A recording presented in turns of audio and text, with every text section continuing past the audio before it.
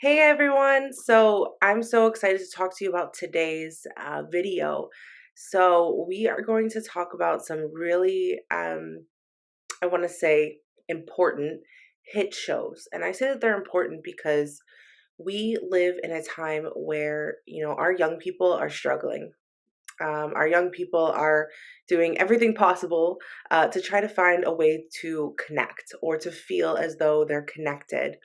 And you know, as a church, if we are not doing that, if we are not, providing the resources to talk about tough issues, the enemy will use that, right? He's going to always use that. He's going to use the shortcomings um, in some ways of the church. Now, this is not every church, but I would say the general sentiment, more or less, um, it's very difficult to see certain issues being spoken about, and I'm talking about like those coming of age kind of movies and topics. And so we have to and you're going to see why I said that this is such an important issue, an important topic. We have to be able to have these difficult conversations while being able to give context to them, to provide, the truth about what does God say about, our value, our worth. What does God say about, becoming a man or becoming a woman, and that kind of weird phase that happens in between. How would being discipled, how would Jesus, how would he help you to navigate some of those tough issues? And, what the enemy has done over the course of a long time is always going for the youth, and especially through the media machine. And we're going to talk about a few shows today. And you might have heard of these shows, maybe not, but two of these huge shows are actually right now, I think this is number two, right behind Game of Thrones, but it's like number one pretty much on HBO. Yeah, second most watched show behind Game of Thrones. There you go. So this is HBO show, and it's called Euphoria. So you might have heard of it before, you may have not, but it's a show that's really a coming of age show. And the way that the issues in this show are presented definitely show that the characters need some, really intense inner healing, really need to know who God is. Um, there's a lot going on there, okay? And I'm gonna make a connection to, I remember watching shows growing up that had similar themes, and there was a really popular show, before I get into this a little bit, there's a really popular show called Degrassi. And Degrassi was it was a show that came out of Canada. And basically, they dealt with really difficult issues. It was actually one of the first shows to use the vulgar, the F word, right? It was one of those shows to actually do that for the first time in this kind of drama on television. So they really, pushed the boundaries about what could and could not be done or said. But the issue behind shows like this is that, they say that these are seventh graders, eighth graders. They go all the way, they really start around that seventh, eighth grade mark. Now, I used to teach middle school, so I know that like that time is huge, and it's extremely crucial, not just for people understanding, the youth understanding what is their identity, what do they like, who they want to be in the world, all of these things. And if we're not providing guidance in that, they're going to get guidance from these shows, from the celebrities, their influencers, right?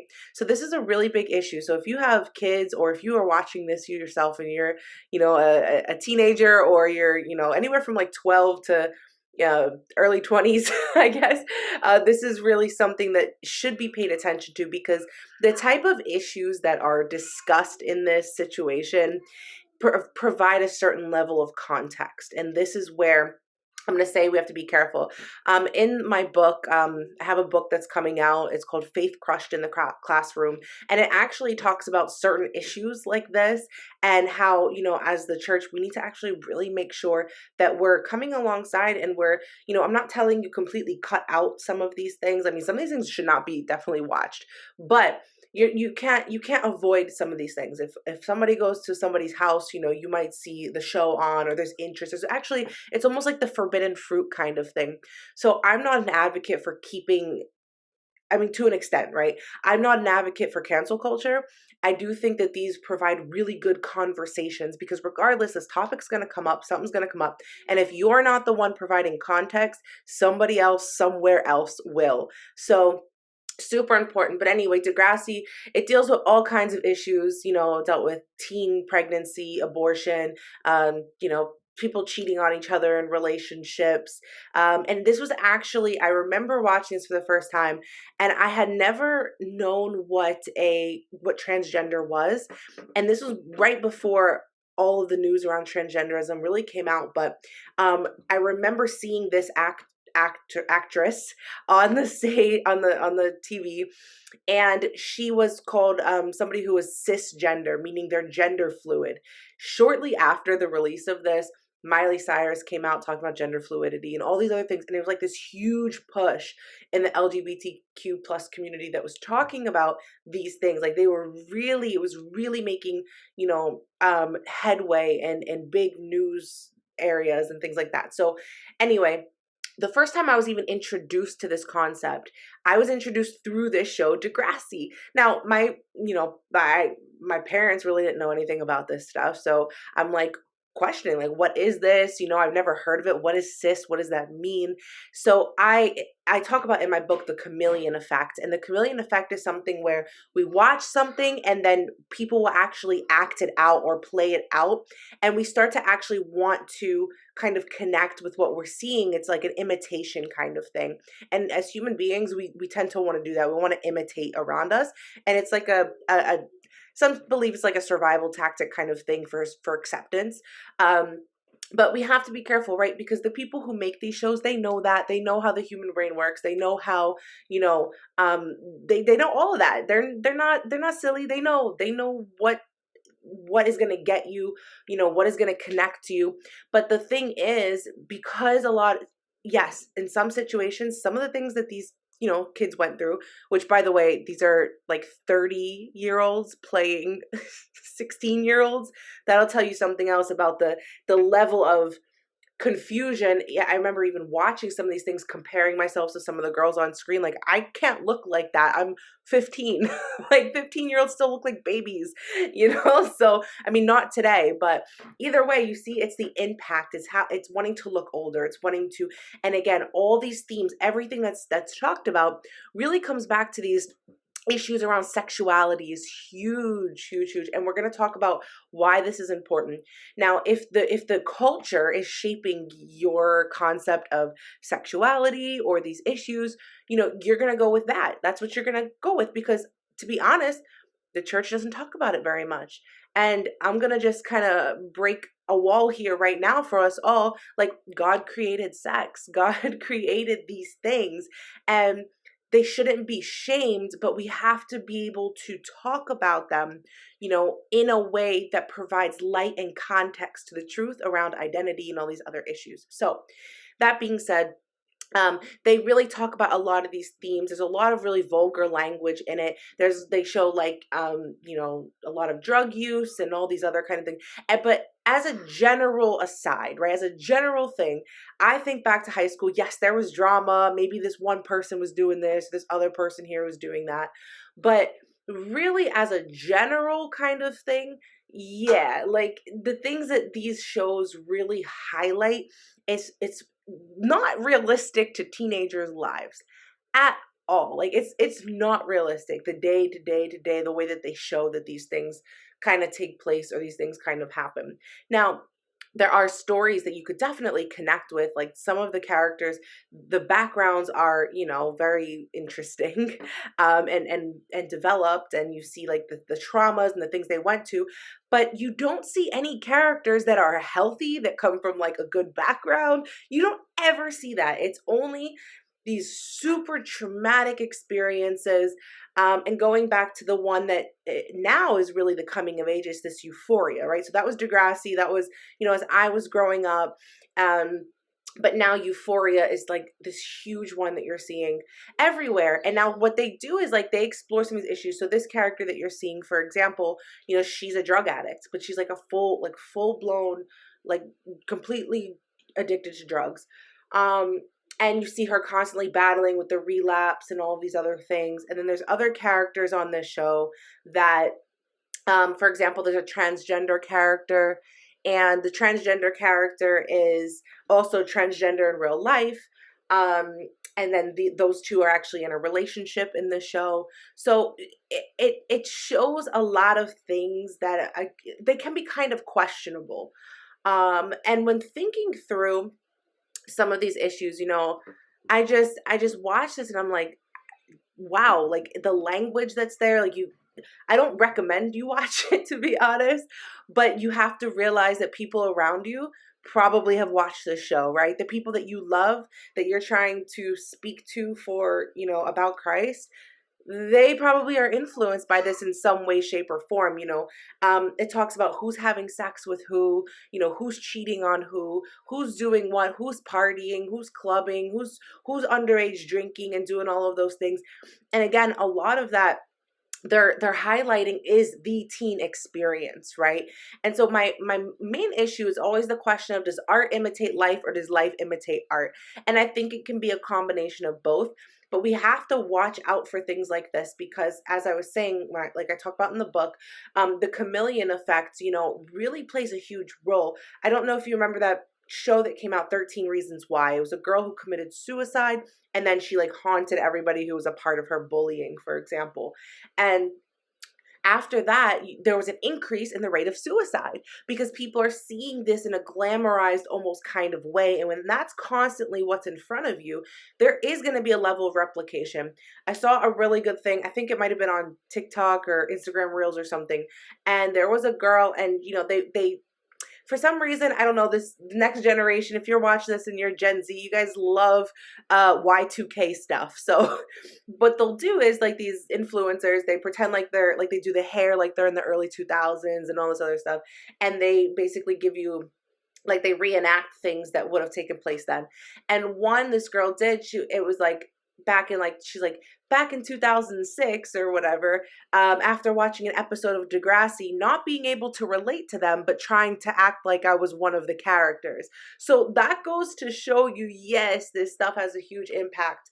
But just the level to which what is displayed in this show. Now I'm talking about, clothes, everything. Like, girls, like most of the girls that play in the show at some point are half to three quarters naked. That should be concerning in itself. If you have daughters, whatever it is, that in itself is definitely concerning. So just be aware of those things. And again, like, they also display, they have a relationship on here where it's a young girl, who, again, the actress is like 30, but she plays like a 16-year-old or something, and she's in a relationship with a guy, and this guy is physically abusive. Like, he literally, like there's a scene, like, I think he puts a gun to her head, like, he physically just super manipulative and super abusive. Like, those kind of themes, you're seeing them replicate. And instead of teaching, like, here's a healthy out to that, if that is your situation, it's just throwing this on TV. That's probably the biggest issue. It's, these things exist, and I'm just going to leave it out here for everybody to look at. So, again, who's highlighting these coming of age stories? Like, that's really what we have to ask ourselves. Who is the one doing the highlighting? Skins was another one. This one was through MTV, actually, and it was more connected to the British audience, but that was theirs. I remember there's another one that was for an Australian audience, but when you think overall, westernized culture, this really is shaping, like, these kids were 14 and they were coming home at 5 o'clock in the morning after having just taken a bunch of pills and went out partying and sleeping around. Like, this is what's being highlighted to young people. And again, it's not even like, is that really your main issue? I mean, how relatable really is that? Or is it more, let's introduce these themes to young folks? Actually, what was interesting was one of the reasons why, I think it was, yeah. So one of the reasons why Skins was canceled, it says, it was announced MTV canceled Skins because it didn't connect to the US audience, in addition to the controversy that was going on with it. So people had already had problems with it. Um, it says Elsley argued that the content of the show was not so divisive, but a serious attempt to get into the roots of young people's lives. So that's the main issue here. Now, how does this connect, right? This is a show that you would think would be aimed towards teens, which is really not even for teens. Like maybe if you're an adult and you want to understand, I guess to a degree, like I don't know, maybe not even. I wouldn't even watch it either way, but I'm just letting you know. So anyway, here's the this is Hunter Schafer. This is the character who plays a transgender character in the show, who is also transgender. But again, like these are things that you're not just going to see targeted towards teens or adults. You're going to see it towards young people. And what I want to say, I want to talk about, it's really popular right now, and it's Turning Red. Okay, Turning Red is a Pixar film that recently came out, and this, it says it's really addresses sexual awakening. So why I want to connect this all, because you have to understand what the young people are being taught about sexuality, and then we wonder why. Now in the spirit, right, when you have sex before marriage, you are connecting yourself to that person. Like the Bible says that two become one, and that's expressing you're not physically like two, like one person, but in the spirit you become one. So all of their junk becomes all of your junk. So the more sexual partners you have, especially outside of marriage, really does a damage, to you spiritually, but also mentally. And it actually leads to an inability to connect later on in your marriage. It actually really does hurt the intimacy that was intended for the safeness of marriage, because it's meant to bond you and that other person together. But that's not the culture we live in, right? So in this, exactly, it talks about teen hormones and how hormones are all going crazy. And again, if we as a church can start talking about these issues without shaming them, I think we would see a much bigger impact, and less of the impact of allowing Pixar to tell you how that's supposed to go, right? Like that's why these are popular, because they hit on real issues. But it does address the sexual awakening. There's a character, her name is, they call her May May.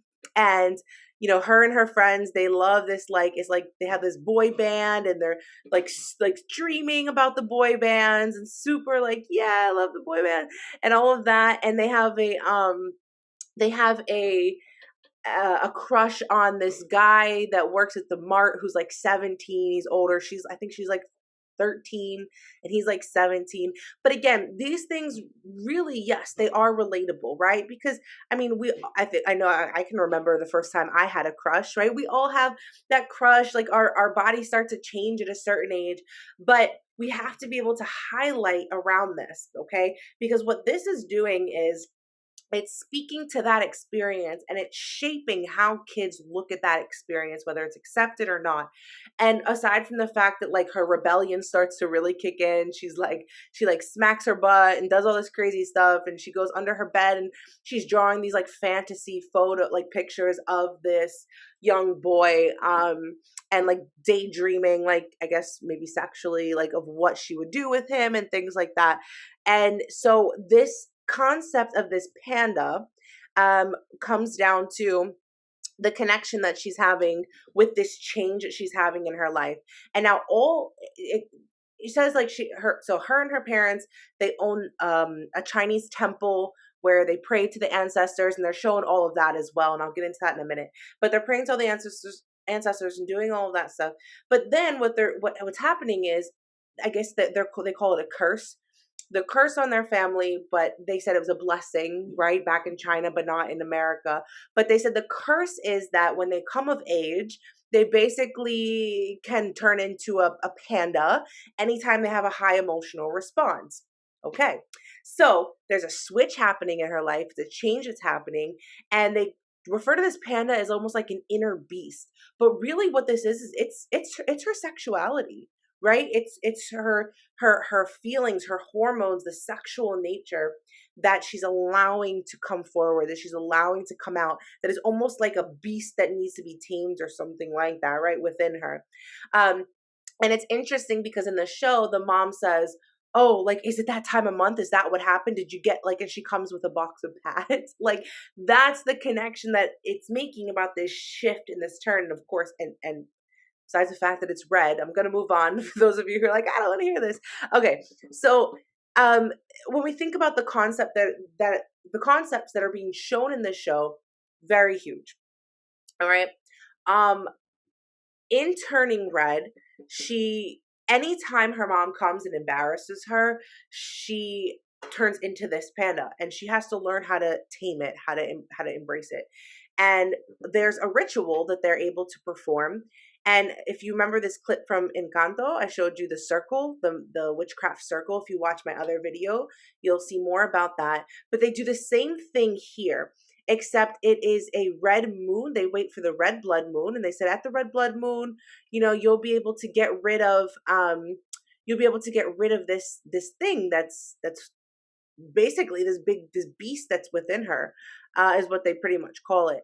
And she decides that, she's like, I don't think that that's what I want to do. I don't think that I want to um tame or essentially get rid of this beast. So what I want to show you is the connection that this has, not just with coming of age, but yet again, we see more witchcraft elements, which if you're seeing some of these movies, it used to be really, really subtle, but now these things have been becoming a lot more prevalent, a lot more in your face. Like this example, there she is in the center. So the female ancestors are all around her, and that actually has a connection to witchcraft, especially with covens, because a lot of times they would, with witches, they have well, this is in this case there's a shaman, but especially in covens, and I'm gonna get into that. I could do that in another video. But like the men, you see, like her father here, he's not doing anything. He's just there.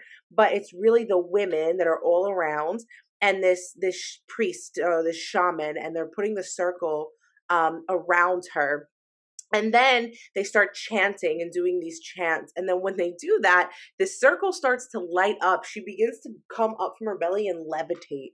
Okay. And all of this is connected to, actually, it's connected to astral projection. And I'm going to show you that in a moment. I'll show you what that even has to do with, or what that even means. But I do want to tell you one good thing in this movie that I think, again, if we can get this right, I do believe that we can really start to actually reach our young people and not just shame them, because this is huge. So she gets in there, she comes, and this is all during the blood moon ritual, and then she's in this forest. Right? She's just in this forest. There's the trees, there's everything, but it's like ethereal. Like you see the colors. So you can tell that she's in a different world. Like she's not in the same space that she would have been in previously. And so that's the first time. Now, the second time, what happens is her mother gets so enraged that she's not listening and that she disobeyed her and everything that's going on, that she gets so enraged that she has around her neck, it's where she holds the spirit of this animal. Well, as Christians, we know, we believe that a spirit of something, especially demonic, like items, can actually have demonic attachments. So if you go to some countries, sometimes they say, like, don't take a gift from some people, especially some of these cultures who are huge on shamans and witchcraft and all of that, because they can actually have demonic attachments to them, especially if they're idols or considered idols. So I can tell you like lots of stories about that. But that's what's present here. And what happens is, each of these, her aunts, her grandmother, her mother, they've all done this ritual when they came of age as well, in order to put the beast away so they could live a normal life. Well, May decides she doesn't want to do that. She wants to keep it and embrace it. Okay, so that's a whole other thing. But so what you're going to notice here is, and this is what I think we need to talk about, is in this scene here, she actually sees her mother, right? Because her mother's there, the sisters are there, the grandma is there, everyone's there, because when the mom got so upset, she actually the amulet or whatever that was holding the spirit broke. And when the amulet broke, she became that beast and she went like crazy. Like she like hers was so big, it was huge. And she went crazy. And she went to where her daughter was, who went to the concert that she didn't want her to go to, and started destroying stuff at the concert and everything. Again, just showing up like kind of helicopter parenting her, but this time she's in her form as a panda, a huge panda, and scared everybody that was there. So they performed another ritual when they were at the stadium, and that's where, in order, because the mom was so big, like she was like the biggest panda, in order to do that, all of her ancestors, like all of her aunts and her grandma, had to break their things, whether it was in a bracelet or a hair clip or earrings. They broke it, let out their spirit animal, and connected here. And then now that's why she's able to see them all in this like ethereal plane, I guess you want to say. I'll come back to that. But what you see here, and why I think this movie is so popular and something we really should talk about, I think, is because this is her young mom she sees crying, and her mom is feeling an immense amount of guilt because what she did was, when she came of age, she actually sliced the grandma, and the grandma has a scar in the movie, sliced the grandma's face, and that's why she felt so bad. She's like, it was an accident. I didn't mean to do it. So she holds herself to a very high perfectionistic standard that she's constantly, it's brought about a lot of anger in her life because of the level of perfectionism that she's trying to reach. Is unattainable. The mom tells May, you also are very hard on yourself. Like you don't need to be perfect, all this stuff. So that is a very real thing, right? When you talk about, connecting with people that deal with a lot of anger, a lot of times it comes from high expectations on themselves, or maybe parents had high expectations. And so this was one thing I think in the movie that I think is very important to talk about. You sit down, you talk with your kids, or, if you are that person, if your parents, if they are approachable, to let them know like how you feel, because this is a huge thing. That's where perfectionism comes from. And I'm not talking about like excellence. I'm talking about perfectionism. I'm talking about self-hatred. A lot of that connects to these specific issues. So I think that that's something that made the movie very relatable. However, it's how you make the context of what you're saying and what you're doing, which is where it becomes demonic, because what's happening here is she's saying, oh, I was able to set my mother free from this, right? Instead of Jesus being the one who sets us free from perfectionism and shame and guilt and all of that, self-hatred, right? So in this last piece here, what you see is, this is Sun Yi. This is like the god, like that is the matriarch, the mother ancestor, almost like a goddess that they worship in the temple, that comes from their line. Like all the women come from the line. It's where the curse slash, for some of them, they believe was like a blessing slash curse. That this is where it came from. So she's seeing her here. And what happens is, by the end of this, she takes her up and they're both in their panda form. And it's almost like, really, really almost like her transferring to a degree, like accepting, like, you're the only one in how many generations that has done this. And so it's almost like attaining her, like almost like the son, like the child of the god kind of thing, right? Like that is being played out here. But I want to turn your attention back here. So in explaining that, again, this is where we're seeing more of those witchcraft related elements that we have to be careful. Like here's that circle again. We talk about the witchcraft circle. But in essence, when we see this idea about the astral plane. So if you've ever heard of the astral plane, it's believed that it's another realm or another world or plane of existence that's beyond our material, right? Beyond what we can actually physically see. And so it's almost like you can say in the spirit, the things you see in the spirit, celestial spheres is what they call them essentially. However, this has been really popularized with, it says like theosophy and neo-Rosicrucianism, which Rosicrucianism is not good. Okay, it's a lot of, it's spiritualism. It's not good. Okay, But what they believe is that that's where you can connect with spirits. And that's why she was able to connect with this spirit, right? Which was her ancestor. So we believe it's a realm that if you practice this, a lot of new age people love to practice astral projection. They put their spirit bodies, whatever, into the astral plane. They do all of that. But it is a way for you to encounter the demonic. So there's a lot of stories for those. If you've come out of the new age, you'll know about ayahuasca or doing any other kind of like drugs that would bring you into that place, that you would have that kind of trip and you would see beings and entities, and some would appear good and some would appear evil. But guys, this is demonic, right? That is not of God. And these kind of practices are not, they're condemned. Okay. So astral projection is pretty much what was happening with May. And so there you go. It says unknown worlds and contact your missing loved ones. So the belief is like you can even contact loved ones there. Again, this is all a lie. You're not going to find your ancestors. You can find some demonic beings, but you're not going to find your ancestors. Okay. So here's where, they all come. That this is the grandma. She has the scar. So you see her there doing that. And then you'll see the other ones taking their items. Here's her aunts and other ones, and they're throwing, like she has the ring. They throw down theirs and they all poof into these, right? Okay. So again, just wanted to give you a little more context there. But why are these coming of age things so important? Why do we need to actually talk about this in the church? Because if you're not going to talk about it, somebody else like Pixar or Disney or Degrassi or Skins or Euphoria, they will deal with it. And so I think that we need to wisely navigate these issues and be aware of what, young people are exposed to, because they're watching these shows and they're learning from them. So I wanted to share this with you. I hope this video was informative and that it gave you a little bit more context around the shows and what is really being shown through them. And I pray that this blessed you. Continue to fight the good fight of faith. I love you all. Thank you so much for your support and for watching.